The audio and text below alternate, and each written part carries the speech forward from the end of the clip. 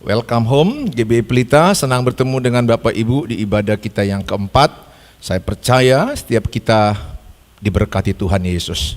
Hari ini kita belajar firman Tuhan dengan tema kembali kepada kasih yang mula-mula. Saudara mungkin yang sudah pernah jatuh cinta pertama sekali, pasti ingat. Saudara pasti pernah jatuh cinta pertama sekali, walaupun pasanganmu sekarang ini bukan cinta pertamamu. Jangan-jangan mungkin cinta yang kesekian kalinya, dirimu lah yang tahu. Tapi paling tidak ada cerita hidupmu bagaimana kisah cinta pertama. Pasti istilah orang Batak, cinta nama ngotaki. Bahasa apa itu ya? Itu artinya adalah cinta yang menggebu-gebu. Ya, kita lewat rumahnya aja pun senang. Hanya lewat rumahnya, padahal dia nggak ada. Lihat lampu di rumahnya di hidup, waduh masih hidup kekasihku. Padahal nggak ada hubungan. Bagi saudara juga yang mungkin punya pacar, pertama sekali ketika dia senang dengan engkau, dan engkau juga senang lihat dia, ketika kau lihat dia, dia juga malu melihatmu kemudian memandang yang lain. Dan ketika dia juga melihatmu, kau pura-pura sibuk. Tapi setelah dia pergi, kau lihat juga. Ketika kau lihat ketahuan gini, dia juga terasa ada yang melihat dari belakang. Dilihatnya juga kau. Nah, itulah drakor, drama Korea. Saudara yang saya kasihi, perumpamaan tadi itu adalah kisah yang cocok dengan khotbah ini. Yaitu bagaimana engkau memelihara kasih mula-mulamu kepada Tuhan. Dalam kitab Wahyu pasal yang kedua, ayat 1 sampai kepada ayat yang ke-7. Wahyu 2 ayat 1 sampai 7, kita baca responsoria. Ayat 1, tuliskanlah kepada malaikat jemaat di Efesus. Inilah firman dari Dia yang memegang ketujuh bintang itu di tangan kanannya dan berjalan di antara ketujuh kaki dian emas itu. Ayat 2, aku tahu segala pekerjaanmu, baik jeripayahmu maupun ketekunanmu. Aku tahu bahwa engkau tidak dapat sabar terhadap orang-orang jahat, bahwa engkau telah mencobai mereka yang menyebut dirinya rasul, tetapi yang sebenarnya tidak demikian, bahwa engkau telah mendapati mereka pendusta, dan engkau tetap sabar dan menderita oleh karena namaku, dan engkau tidak mengenal lelah. 4, namun demikian aku mencela engkau karena engkau telah meninggalkan kasihmu yang semula. Sebab itu ingatlah betapa dalamnya engkau telah jatuh, bertobatlah dan lakukanlah lagi apa yang semula engkau lakukan. Jika tidak demikian, aku akan datang kepadamu dan aku akan mengambil kaki dianmu dari tempatnya jikalau engkau tidak bertobat. 6, tetapi ini yang ada padamu, yaitu engkau membenci segala perbuatan pengikut-pengikut Nikolaus yang juga kubenci. Sama-sama. Siapa bertelinga hendaklah ia mendengar apa yang dikatakan Roh kepada jemaat-jemaat. Barang siapa menang, dia akan kuberi makan dari pohon kehidupan yang ada di taman Firdaus Allah. Kalau kita lihat ayat pertama, tuliskanlah kepada malaikat jemaat di Efesus. Siapa yang dimaksudkan malaikat jemaat? Pemimpin gereja. Siapa yang menuliskan? Rasul Yohanes di Pulau Patmos. Siapa yang berinisiatif menuliskan? Jelas dikatakan inilah firman dari Dia, berarti Tuhan Yesus. Tuhan Yesus yang memberikan ilham dan memberikan perintah oleh Rasul Yohanes untuk menuliskan, mengingatkan 7 jemaat di Asia Kecil. Nanti pada ayat yang ke-8 itu jemaat Smyrna. Tapi hari ini yang diingatkan adalah kita belajar jemaat Efesus. Nah saudara, ada kata 7 kaki dian. di antara ketujuh kaki dian, itu artinya di antara 7 jemaat yang ada di Asia Kecil. Jadi gereja Tuhan. Tuhan begitu sangat mencintai gerejanya. Tuhan begitu sangat serius dengan gerejanya. Makanya saya sebagai Bapak Gembala dan tim pengembalaan tidak mau main gereja-gerejaan. Mau menjadi gereja yang benar. Mau menjadi gereja seperti yang diinginkan Tuhan untuk dilakukan. Kan ada mobil-mobilan, ada juga pacar-pacaran. Ada juga gereja-gerejaan. Artinya ya sekedar biasa. Tapi banyak kompromi dengan dosa, dengan kesalahan. Saya tidak mau. Saya belajar, saya berjuang. Tidak mudah. Tapi saya berjuang dengan tim pengembalaan untuk menjadi gereja yang sesungguhnya. Karena saya tahu gereja itu kepalanya adalah Tuhan Yesus. Dan tubuhnya adalah semua gereja. Gereja Am. Jadi gereja Metodis, gereja HKBP, Bethel, Pantekosta, apapun merek gerejanya, kalau dia percaya Yesus Tuhan, satu kepala, namanya kepalanya Tuhan Yesus. Tubuhnya gerejanya. Jadi gereja ini satu di hadapan Tuhan. Kita yang membeda-bedakan, oh itu Bethel, oh itu gereja Pantekosta, oh itu Metodis, oh itu HKI. Itu kita organisasi, di hadapan Tuhan one, just only one church. Hanya satu gereja. Kalau enggak nanti bisa 2 kepalanya dong. Satu tubuh, satu kepala. Tubuhnya gereja, dia adalah kepala. Jadi pemimpin gereja ini adalah Tuhan Yesus. Makanya saya belajar dengar-dengaran suara Roh Kudus, suara Tuhan, pemilik gereja, pusat gereja. Apa yang mau dikerjakan di gereja ini? Oleh karena itu, Tuhan sangat mencintai gerejanya yang 7 jemaat di Asia Kecil. Oleh karena itu diingatkan, ayat 2 dan 3 itu pujian. Dipuji jemaat di Efesus. Coba lihat ayat 2 dan 3. Aku tahu segala pekerjaanmu, baik jeripayahmu maupun ketekunanmu. Berarti jemaat Efesus itu ciri-cirinya tekun. Tekun belajar Alkitab. Mereka itulah yang pertama kali sekolah STT di dunia. Namanya Tiranus. Jadi STT pertama itu adalah Tiranus. Itu ada di Efesus. Jadi jemaat ini tekun belajar Alkitab. Cerdas. Mereka itu orang yang berpengetahuan. Efesus itu kota pelabuhan. Kota pelabuhan. Jadi kota yang cukup maju. Seperti Korintus juga kota pelabuhan. Nah saudara, dikatakan, aku tahu segala pekerjaanmu, baik jeripayahmu maupun ketekunanmu. Tekun. Aku tahu bahwa engkau tidak dapat sabar terhadap orang-orang jahat, bahwa engkau telah mencobai mereka yang menyebut dirinya rasul, tetapi yang sebenarnya tidak demikian, bahwa engkau telah mendapati mereka pendusta. Jadi ada rasul pendusta, ada nabi palsu, ada pendeta palsu, ada enggak kira-kira? Kalian kejam banget ya. Pengkhotbah palsu ada enggak? Wah, kayaknya kan liriknya ke saya. Tapi enggak lah, kalian datang kemari kan karena percaya saya. Selain percaya Tuhan, percaya dong sama pengkhotbahnya. Kalau enggak percaya pasti enggak datang. Saudara, jemaat Efesus enggak segan-segan berkata, kamu rasul palsu. Mereka menolak. Jadi yang kedua ciri-ciri jemaat Efesus itu berani mengatakan kebenaran. Berani, ya adalah ya, salah adalah salah. Benar adalah benar, salah adalah salah.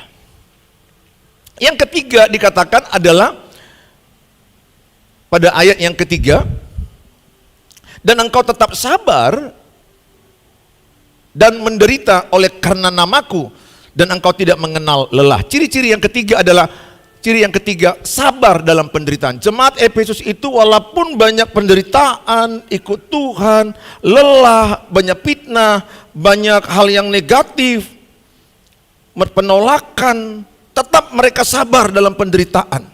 Bahkan fisik. Jadi 3 ciri jemaat Efesus. Mereka itu dikatakan bertekun dalam Tuhan, dalam pengajaran. Yang kedua, mereka itu adalah berani menyatakan kebenaran. Yang ketiga itu adalah mereka sabar dalam penderitaan. Kalau kita lihat 3 ini kan kelihatannya kan bagus. But why? Mereka diingatkan dengan tegas, mereka diingatkan dengan keras oleh Tuhan di ayat 4 dan 5. Bukan pujian yang mereka dapatkan. Ayat 4 dan 5 coba lihat. Namun demikian aku mencela engkau karena engkau telah meninggalkan kasihmu yang semula. Ayat 5 lebih tegas. Sebab itu ingatlah betapa dalamnya engkau telah jatuh. Dengan jelas dikatakan bertobatlah. Dan lakukanlah lagi apa yang semula engkau lakukan. Jika tidak demikian, aku akan datang kepadamu. Dan aku akan mengambil kaki dianmu dari tempatnya jikalau engkau tidak bertobat. Di tengah-tengah jemaat Efesus, mereka berkobar-kobar semangat ibadah, semangat melayani, wah semangat acara-acara cell group, semangat mungkin mereka ada seminar, pengajaran, mereka bertekun, kemudian mereka juga adalah orang yang berani mengatakan kebenaran, mereka juga adalah orang yang sabar dalam penderitaan, pikul salib ikut Yesus. Tapi Tuhan gak memuji. Kenapa? Karena Tuhan tahu hati mereka tidak lagi oleh karena mengasihi Tuhan. 1 Samuel 16 ayat 7. Manusia melihat apa yang di depan mata, Tuhan melihat hatimu dan hatiku. Saya boleh berkobar-kobar khotbah, tapi Tuhan tahu hatiku kalau motivasinya amplop. Angpaulah gongsi pak cai lai angpau.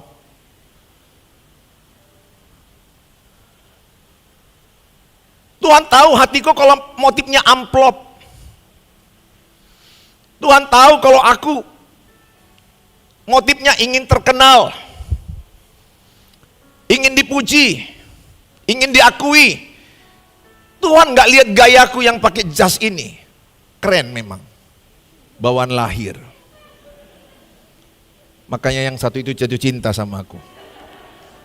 Dia jatuh cinta sama aku ketika aku khotbah pertama kali di kampusnya. Di kampus Yayasan Imelda masuknya. Ya kampusnya juga lah. Saya berkhotbah dengan khotbah hati Bapa. Hati yang penuh cinta kasih kepada anaknya. Saya waktu itu dokter muda. Dia memandang saya pun memandang dia. Pas lagi mata, aku jauhkan lagi. Itu pengakuan setelah kami jadian. Banyak wanita yang hadir waktu itu ratusan. Tapi kaulah yang paling cantik di hatiku. Terbayang-bayang, termimpi-mimpi. Kepingin ketemu rasanya. Waktu itu telepon-teleponan. Masih telepon HP yang besar itu. Yang kayak sabun telepon. Lempar pencuri benjol. Masih ingat. Dia pakai itu punya ayahnya. Punya papi. Saya dari telepon wartel. Do you know what is wartel? Warung telepon. Pernah kadang-kadang aku emosi, lama kali lah kakak ini, lama kali lah kakak. Rupanya dia pun lagi jatuh cinta, terus isinya koinnya, terus isi koinnya. Doaku, habislah koinmu, habislah koinmu, habis-habis, terus dibuat dia.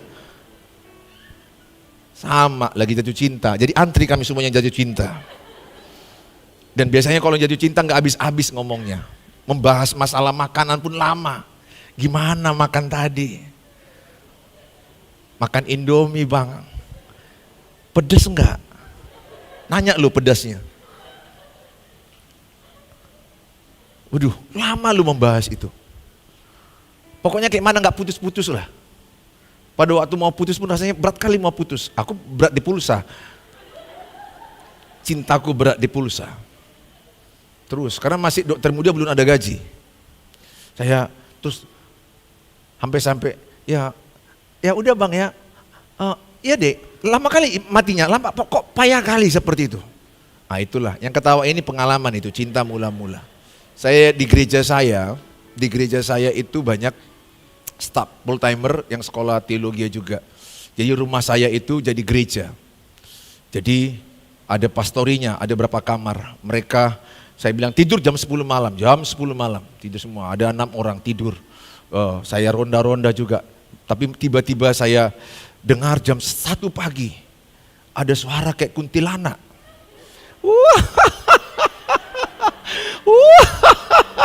Dalam hatiku, Tuhan, kenapa kuntilanak masuk ke rumahku? Kemudian aku mendekat, baru kudengar mereka teleponan. Waktu itu sudah mulai ada telepon genggam. Waduh, iya aku bilang, kamu bahagia, aku menderita. Kau bersuka cita di atas tangisanku. Aku nggak tidur. Iya Pak ya, ketawa itu aku bilang. Kenapa? Baru jatuh cinta. Dirimu coba ingat, ketika baru jatuh cinta, belum berkatakan yes, masih apa? Masih ada getaran-getaran cinta. Belum bilang yes sama yes, wah senang sama senang. Pokoknya kalau udah WA-nya yang muncul kan WA-nya. Baru ngetik aja dia, apa yang kira-kira ya, ngetik dia, baru ngetik aja. Kalau sekarang kami kadang-kadang, aku belum siap nelpon, udah mati dia. Itulah perubahan. Ada lagi ibu yang aku kenal, baru masih ngomong kita, udah mati tiba-tiba. Saya mau katakan sama saudara, itulah perasaan cinta, enggak salah. Kalau engkau mau memiliki perasaan itu, tapi batasi dirimu. Yang mau saya terangkan di sini adalah di tengah-tengah jemaat yang begitu aktif, tapi Tuhan bilang bertobat. Kira-kira beginilah, kita ini udah ibadah begini, udah pelayanan seperti ini. Datang suara Roh Kudus, bertobat Kak Suheri. Loh, aku khotbah. Apa yang perlu bertobat? Bertobat semua para pelayan. Apa yang kami tobatkan? Kami kan melayani baik-baik. Betul, di depan kalian kami baik-baik melayani. Karena kalian melihat dengan apa yang di depan mata. Kalian gak melihat hati kami. Bisa aja ada orang ingin nampil di sini, ingin dipuji. Bisa aja orang mencuri kemuliaan. Bisa aja orang ingin diakui. Tuhan tahu hati kita. Bisa juga orang berdatang ke gereja karena kewajiban sebagai orang Kristen. Rutinitas. Malu nanti kalau nggak ditanya orang ke gereja. Kalau ditanya orang, kamu nggak ke gereja, malu. Jadi gerejalah. Tuhan tahu hatinya nggak lagi kepada Tuhan. Sehingga datang ke gereja, bisa pikirannya melayang. Bisa tidur. Bahkan Facebook, Instagram. Kalau begitu kerjaanmu di gereja, main Facebook, main Instagram, sosial media, saya katakan sebaiknya jangan ke gereja. Karena terluka benar hati Tuhan. Saya katakan, hormati Tuhan. Kalau sudah berniat ke gereja, niatkan yang baik. Jangan lagi bermain sosial media, Instagram, Facebook, WA, sok sibuk. Kita ibadah palingan 70 menit. Atau katakan 80 menit. Mari kita sama-sama menghormati Tuhan. Saudara, itu yang diingatkan Tuhan kepada jemaat Efesus. Maka dikatakan, siapa bertelinga hendaklah ia mendengarkan apa yang dikatakan Roh kepada jemaat-jemaat. Roh Kudus selalu akan mengingatkan dirimu ketika berdosa. Tubuhmu adalah bait suci Roh Kudus. Ketika engkau berdosa, Roh Kudus akan bicara. Contoh, ketika aku lihat wanita, Matius 5 ayat 28, kalau nggak salah itu. Jikalau ada seorang laki-laki melihat wanita, serta menginginkan sudah berzina di hadapan Tuhan. Itu Matius 5. Jadi kalau saya melihat wanita dan saya menginginkannya, saya birahi, saya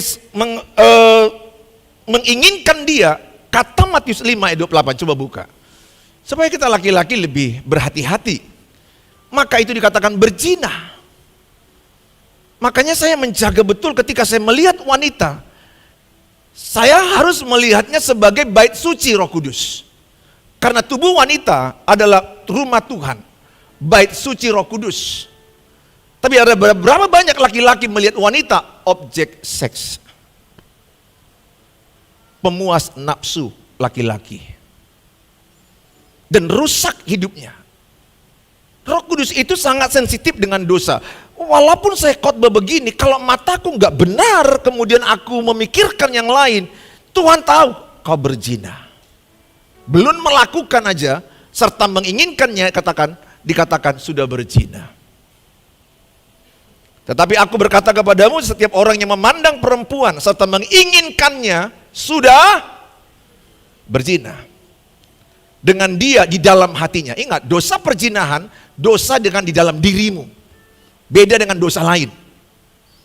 Demikian juga engkau wanita. Kalau engkau melihat laki-laki dan engkau menginginkan dia, engkau berzina di dalam hatimu. Dan dosa perzinahan itu mengikat. Karena dia dosa di dalam dirimu. Beda dengan dosa yang lain. Perzinahan yang terus menerus, maka akan namanya percabulan. Itulah beda perzinahan dengan percabulan. Zina saya melihat, serta inginkan, saya berzina. Saya melakukannya berulang-ulang, saya cabul. Jadi cabul adalah kumpulan perzinahan. Makanya kalau bilang, otakmu cabul, artinya zina terus. Kalau zina, itu masih di bawah. Roh Kudus itu sangat sensitif dengan dosa. Maka poin pertama apa yang perlu kita lakukan? Itu tadi jelas loh, ayat yang kelima dia bilang, kalau engkau tidak bertobat, kaki Dian diambil daripadamu. Artinya, kutinggalkan gerejamu. Kutinggalkan tempat di mana kau ibadah. Makanya tidak heran di Efesus sekarang. Now, gereja banyak kosong. Eropa, gereja banyak kosong.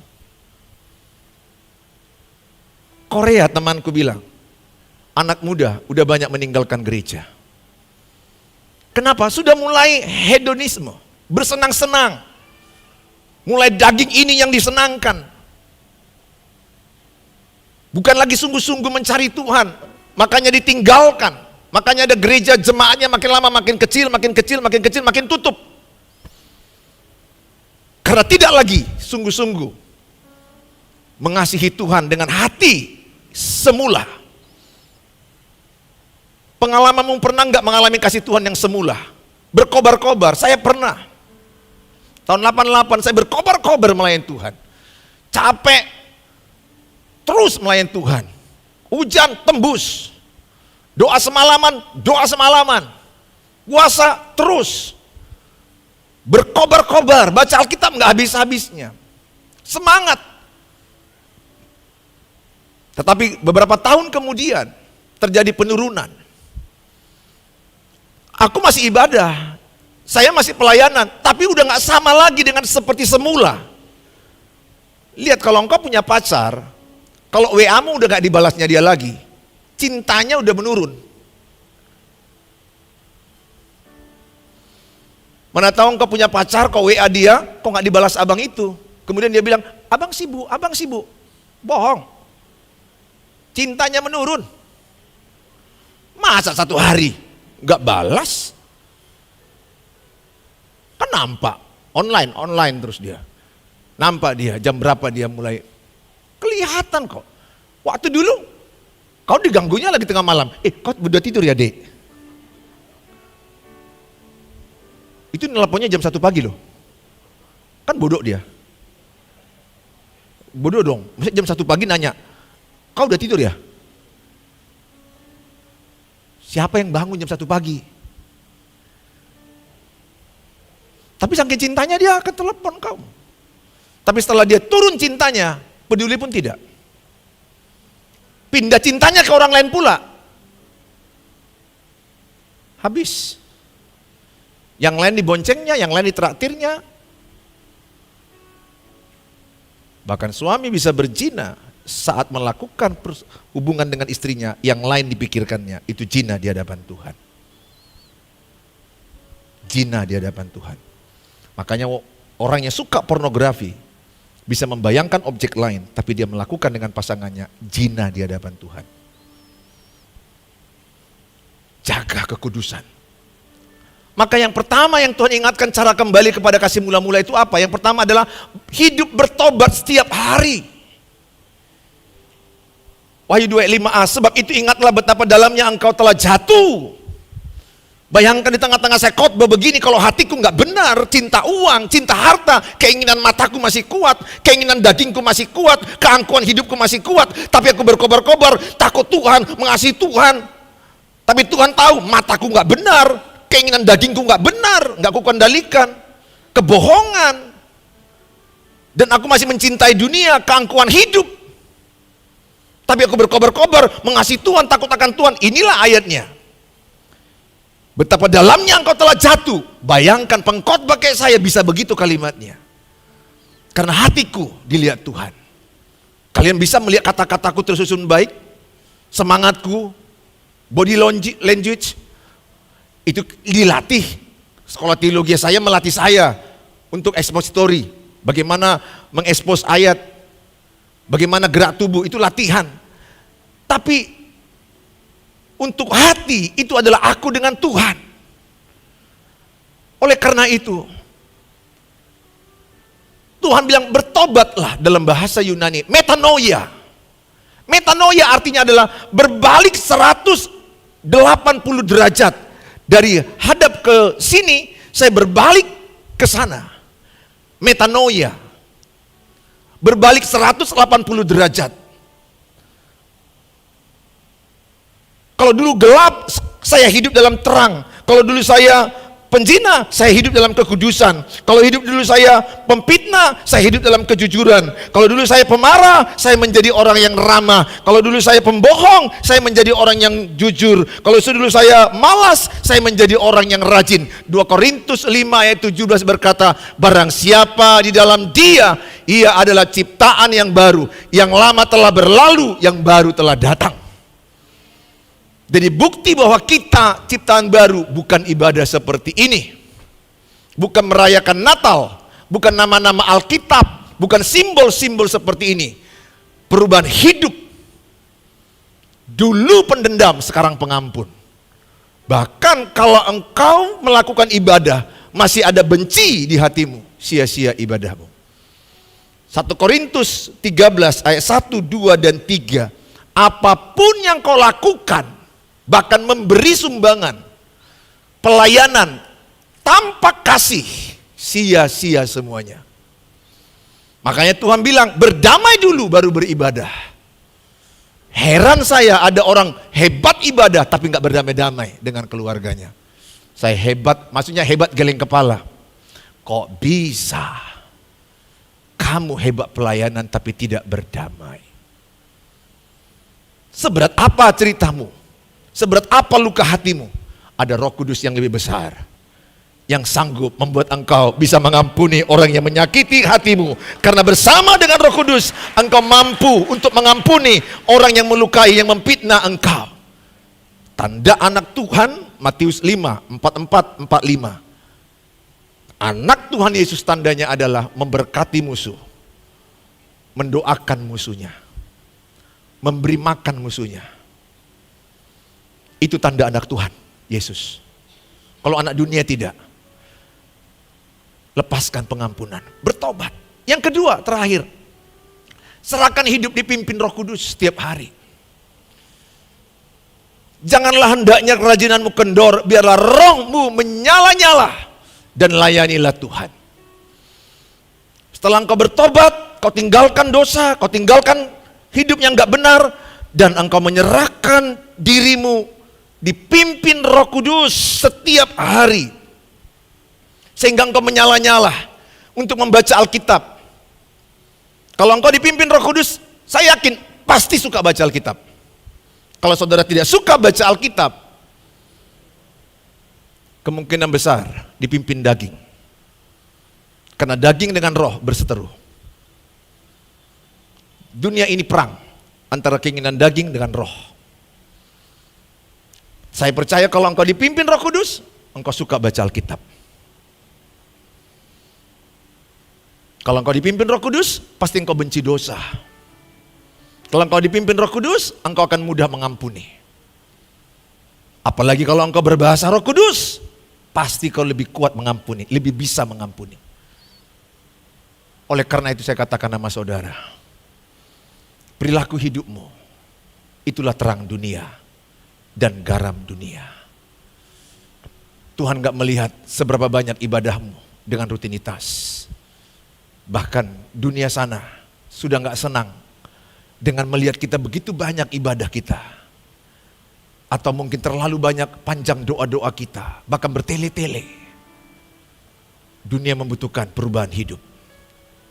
Dunia membutuhkan perubahan perilaku kita.